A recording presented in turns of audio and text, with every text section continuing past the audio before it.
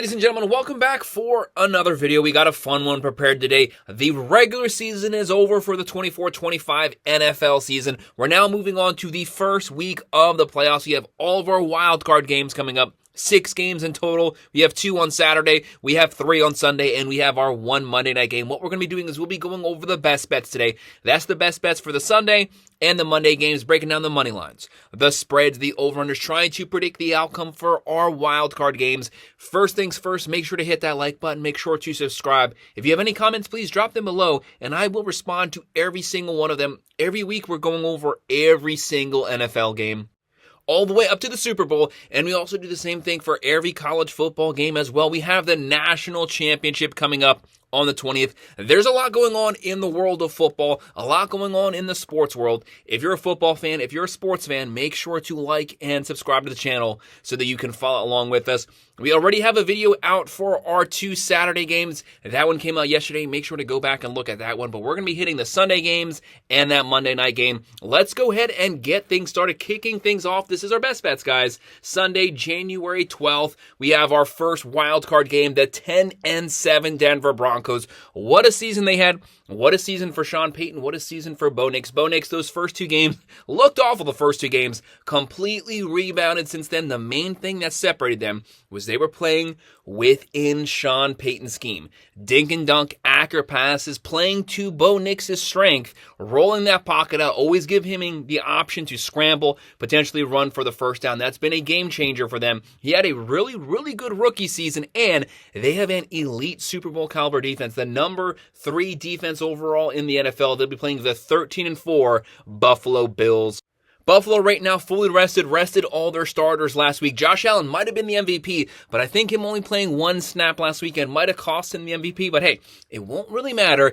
If you get to the Super Bowl, if you win it, it'll be well worth it. But who wants to play the Buffalo Bills right now? They have the number 2 overall offense in the NFL, and they also have a really good defense. This game is going to be at 1 p.m. on CBS. Buffalo, heavy favorites here. 9.5-point favorites. The over-under is 47.5. They have a 68.1% chance to win this game. Like I was saying, Bo Nix, really good season. Do not overlook Denver. When you have a defense that's as good as Denver's, they can keep this game close. They can play time of possession. They can keep it within a 1-possession game, which means if they have the ball last, they could potentially win it. Bo Nix overall, 3,800 passing yards, 29 touchdowns, 12 picks. He also has 5 rushing touchdowns to add to that. Their offense, not bad by any means. They actually have a top 10 offense, averaging 25 points a game, throwing for 212.4, running for 112.2, and it's that defense, number 3 in the NFL, only giving up 18.3 points per game. As good as the offense is, as efficient as the offense is, it's the defense that's going to win them this game if they win it. It will be due to the defense controlling the Buffalo Bills offense, allowing them to keep this game close, for them to strike in the fourth quarter, take the lead, win the game. But obviously, that's a tall task. Easier said than done. One thing they are very good at is controlling the ground game, only giving up 96.4 on the ground every game. Their goal, shut down the Buffalo Bills ground game. That includes shutting Josh Allen down from being able to scramble for those first downs, sucking up clock, force them into 3rd and long situations, force Josh Allen to have to revert back to gunslinger Josh Allen. He's been very efficient this season, keeping the turnovers down. This is his most efficient season. He's taking what the defense gives him and then just taking a little bit more on that. Looking at Josh Allen's stats right now, 3,800 yards, 28 passing touchdowns, 6 picks. He also has 13 rushing touchdowns, 41 overall touchdowns, and he only played 1 snap in Week 18. He had really good numbers, video game numbers this season. Right now, the number 2 offense, they average 30.9 points a game. They throw for 227.9. They run for 131.2. Solid defense, giving up 21.6 points a game. Their defense isn't as good as Denver's, but they do have the better offense. So each one of these teams has a strength. So who's going to dominate? Will it be Denver's defense or will it be Buffalo's offense? Looking at the playmakers for Denver, they have Williams, they have Sutton. Sutton's going to have a massive game here, just shy of 1,100 yards. They're going to have to be able to move the ball. If Buffalo Bills can shut down their run game, they're going to need Sutton to step up on those 3rd and long situations. And for Buffalo, they are loaded. They have Josh Allen. He's throwing it. He's running it. They have James Cook, 16 rushing touchdowns. He's over 1,000 yards. Leads the NFL in rushing touchdowns. And then they have Shakir, Coleman, Cooper. They don't have a great wide receiver core, but they have a balanced, deep wide receiver core. Not a true number one threat, but just enough B-plus kind of guys. Right now, for the outcome of this game, we have Buffalo winning it. The game being close up to the third quarter, but it's Buffalo taking over fourth quarter. They win 30-20. We have them covering that huge spread, and we're going to go with the over. Our next matchup on Fox at 4:30 p.m., the 11-6 Green Bay Packers. This is a team with a top 8 offense. This is a team with a top 8 defense. A very balanced team. The big question here is what's going to be the health status for Jordan Love? He's been banged up the last 2 weeks, really banged up last week. But as of right now, as of today, he is listed. He's been cleared to play this game, so we are expecting him to come out and play. If they don't have him, that's a massive loss here. If he does play, we're going to have to see a fully 100% healthy Jordan Love. Not the turnover Jordan Love. We need him to play some clean football here. They're going to be playing the 14-3 Philadelphia Eagles. A lot of people have the Eagles winning this game. You definitely understand why. One of the best, a top 5 team in the NFL this season. They have a great offense. They have a great defense. They are number 2 in the NFL running the ball, just behind the Baltimore Ravens. Right now, the Eagles 5.5 point favorites. Over here is 45.5. They have a 51.2% chance to win this game by the fan vote. So the fans think this game is going to be really close. They're almost practically split here. Why? Because we know what the ceiling is of the Green Bay Packers. When they play a good clean game, they could potentially play with anyone, compete with anyone, because they have the game on the ground. If they can run the ball, control time of possession, they can keep the Eagles' offense off the field. But we know no one's better at running the ball right now than Saquon Barkley, just running down people's throats. It's going to be a tall task to ask Green Bay to shut down the Eagles' run game, because no one's been able to do it so far this season. Looking at Jordan Love's stats, he's missed, 3 games this season. He still has 3,400 yards. 25 touchdowns, 11 picks. We've seen his highs. We've seen him lows. He's going to have to play one of his best games this season. Keep the turnovers down, and you could potentially compete with the Eagles, be in this game in the fourth quarter. As a team, they're averaging 27.1 points a game. That's a top 7 offense. Throwing for 223.9, running for 146.8. Very balanced on the offensive side, and it's that defense giving up 19.9 points a game, only 99.4 on the ground. They do have a top 10 defense to complement them. The one thing that separates this Eagles team from last year's Eagles team is the turnover. Second half last season, they were plagued by turnovers. That was their detriment last season. That has not been the case this season. The main thing that's changed, Saquon Barkley. Their ground game, when you can run the ball like they can for just under 190 per game, you control time of possession, you keep the turnovers down, you are allowing this team to feast, but they have the same question marks as the Green Bay Packers. Jalen Hurts' health. As of right now, he's been cleared to play. Both teams have the same question. Will we have their starting quarterbacks? Will we have both quarterbacks 100% healthy? That could be the deciding factor. But really what separates it is, I think the Eagles could potentially still win even without Hurts playing this game. They've still shown the ability to move the ball. No one has been able to stop that offense this season. Hurts, when he's playing, 2,900 yards, 18 passing touchdowns, 5 picks. He also has 14 rushing touchdowns, and he missed a lot of time this season. They're averaging 27.2 points a game, also a top 7 offense. They throw for 187.9. They run for 179.3, number 2 in the NFL. Very balanced, probably the most balanced offense in the NFL, practically 50-50 for their play calling. And they also have the number 3 defense in the NFL, only giving up 17.8 points a game. This is a suffocating defense, and their secondary only gives up 174.2 passing yards per game. Really solid corners, really solid safety. Looking at the playmakers here, Green Bay, one of the most underappreciated running backs in the NFL, Josh Jacobs, just shy of 1,400 yards rushing. They don't have a true wide receiver number 1, but they have a very talented team, very deep team. And for the Eagles, we know they're playmakers. Hurts. Saquon Barkley, he chose to pass on setting the rushing record week 18, chose to sit that. That would really suck if he set out that game, pass on the record, and they lose first round of the playoffs, but it'll all be worth it if you get to the Super Bowl, if you make it competitive, especially if you win the Super Bowl this season. He has 2,005 rushing yards. They have A.J. Brown. They have Smith. They have that defense, 17.9 points a game, the third defense. We have them. It's going to be tough for Love. He's playing a great secondary that could potentially be some turnovers, especially if he's not 100%. We have the Eagles pulling off this game, but it's kind of close. They win 27-21. We have them covering the spread, and we're also going to go with the over here. And our final Sunday night game, but second to last overall game, another wildcard matchup, 8 p.m. on NBC.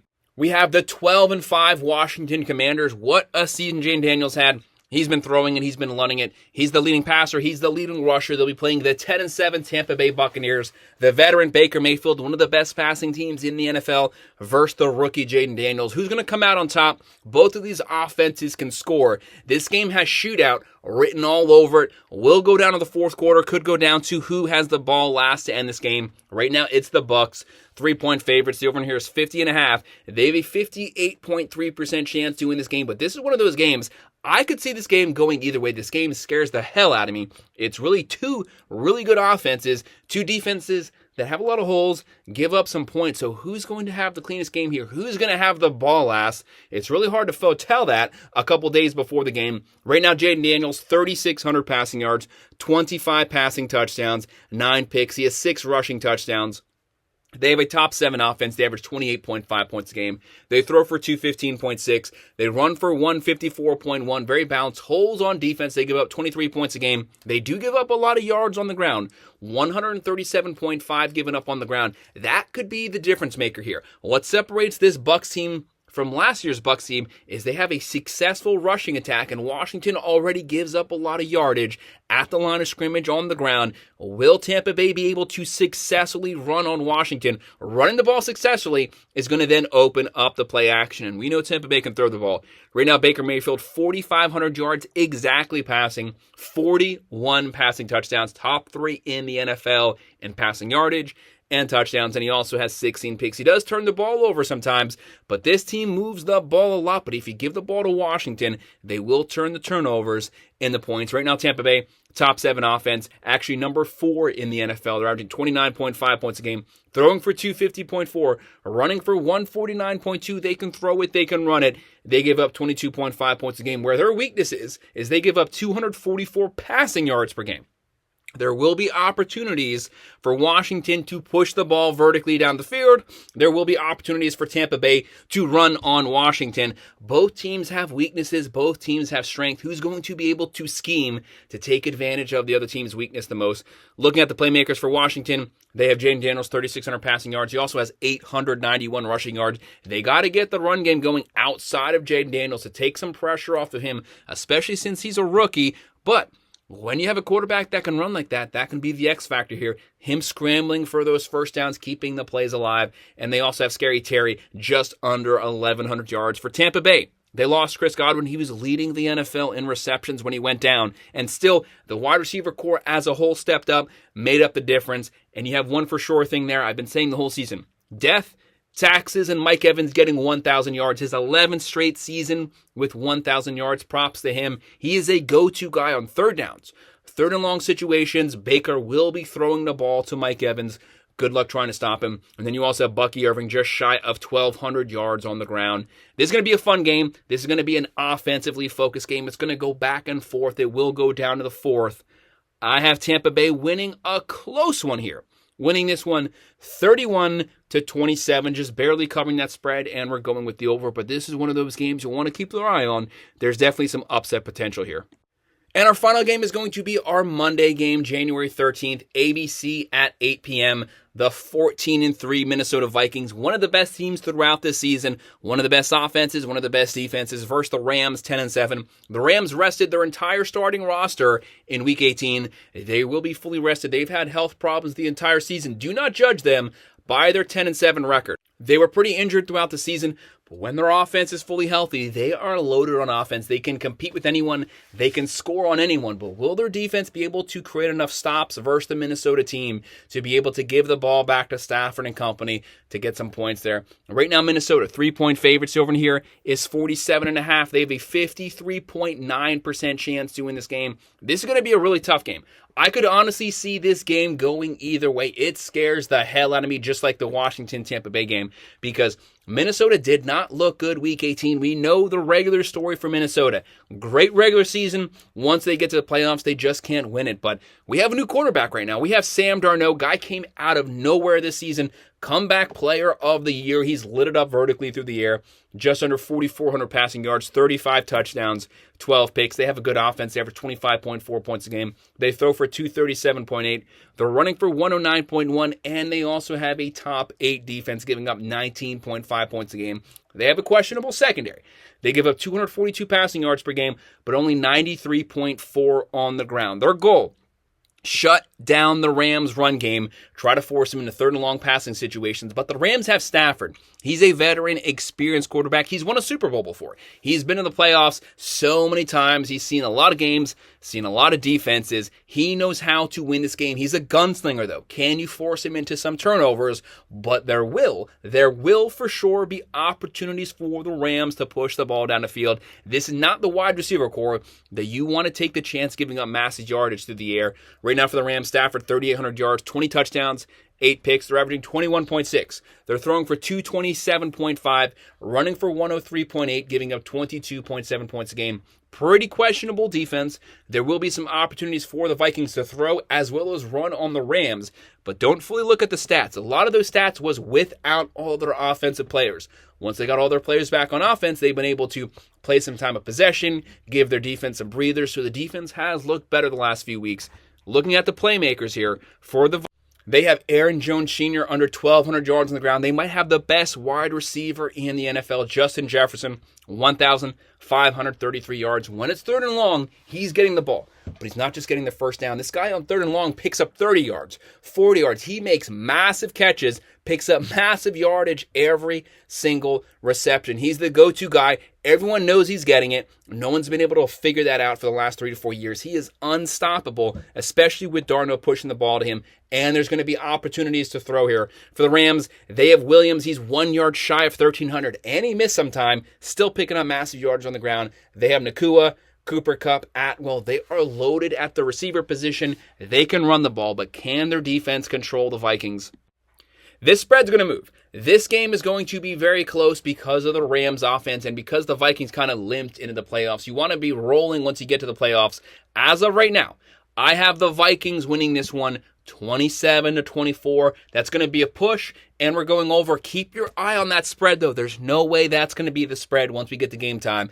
I could see that spread getting closer as we get to kickoff because a lot of people, you have to respect the Rams offense. So that's our best bets for all of our wildcard games outside of the Saturday games. We had that video come out yesterday. Make sure to hit that like button. Make sure to subscribe. If you have any comments, please drop them below, and I will respond. Thank you.